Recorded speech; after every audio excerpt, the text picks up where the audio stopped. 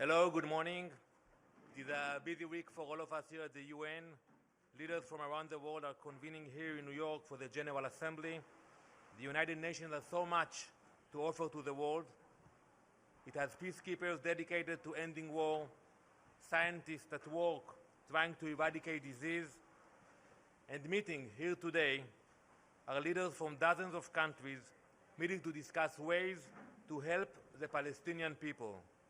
Yet at the same time, evil forces seek to take advantage of the good intentions of the international community. We have seen this time and time again in Gaza. We recently revealed that a Hamas operative has stolen millions of dollars from a respectable international organization. He diverted this money from the people of Gaza and gave it to terrorists digging attack tunnels and firing rockets at innocent Israelis. An employee of the United Nations Development Fund was arrested for protecting terrorist outposts and using UN equipment to build a naval base for Hamas, and this is just the tip of the iceberg. We know that there are dozens of international humanitarian organizations in Gaza, that Hamas is exploiting their good intentions and stealing their money day in and day out. Here, on this chart, you can see exactly how it works.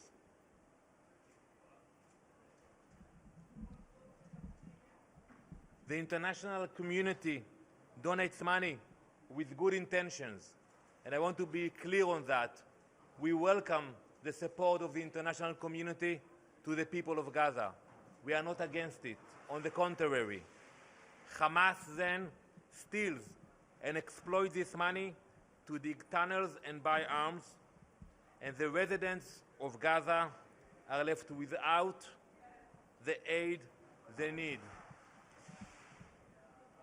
There are some here at the UN who try to portray Hamas as a legitimate civilian leadership.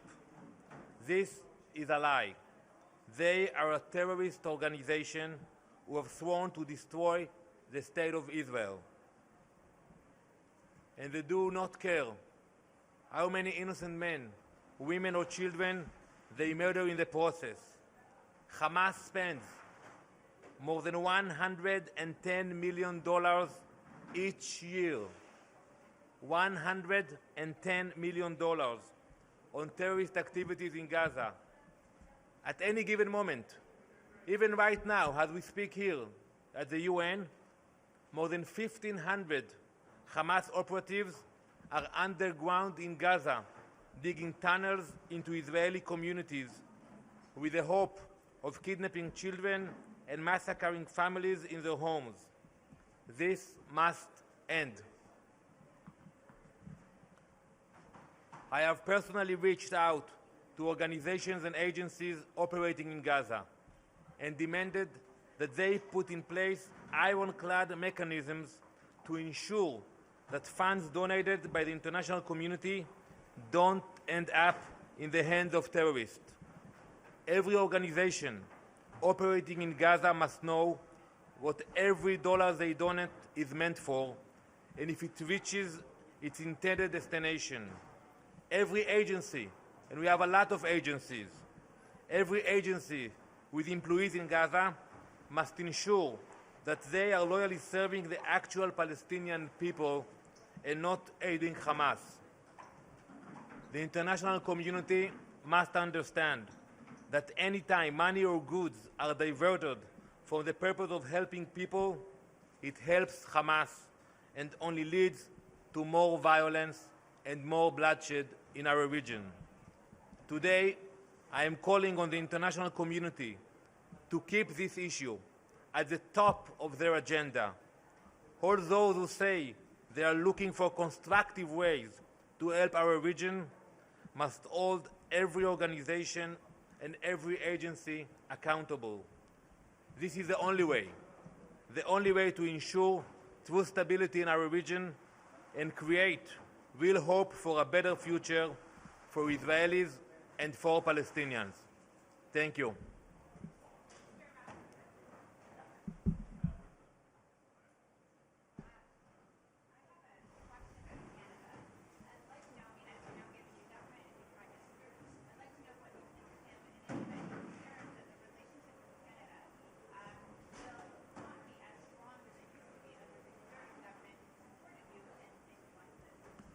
We work very closely with the Canadian mission to the UN.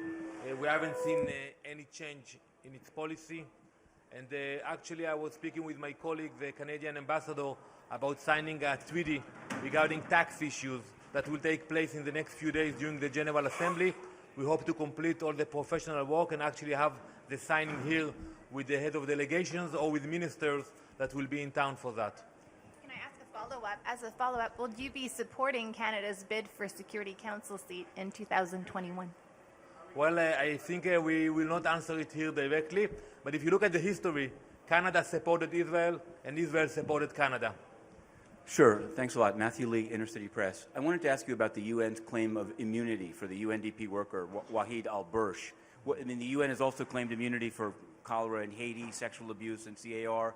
Do you think that they have that this worker has immunity? And if not, do you think it's time to revisit the UN invoking immunity for deeds such as the one you described? I think we have to look at the picture as I described.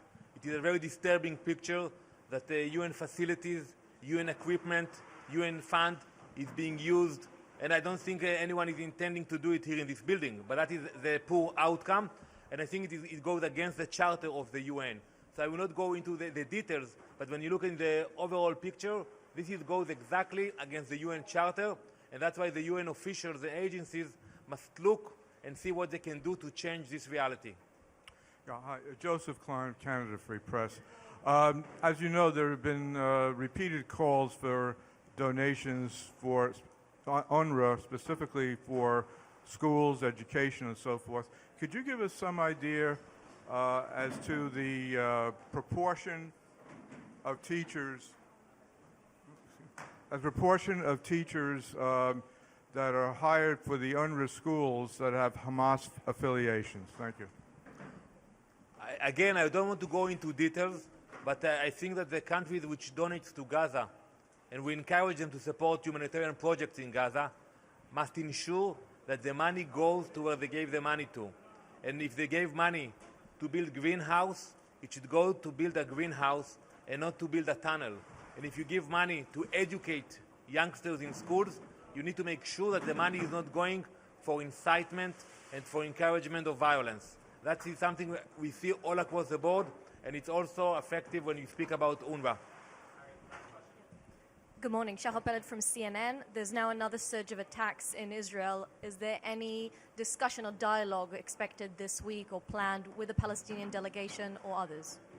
Well, we see violence in Israel and also violence in New York. Radical terrorism is all over, and we don't expect much from Abu Mazen. We know he's coming to New York, but I believe that he will use this platform not to engage with Prime Minister Netanyahu, but rather to incite against the Israelis, maybe even to promote the recent wave of violence. We'll be very happy if Abu Mazen will be willing to meet Prime Minister Netanyahu. Prime Minister Netanyahu said it many times that he is willing to meet Abu Mazen here in New York, in Jerusalem, in Ramallah, but frankly speaking, we are not very hopeful about that.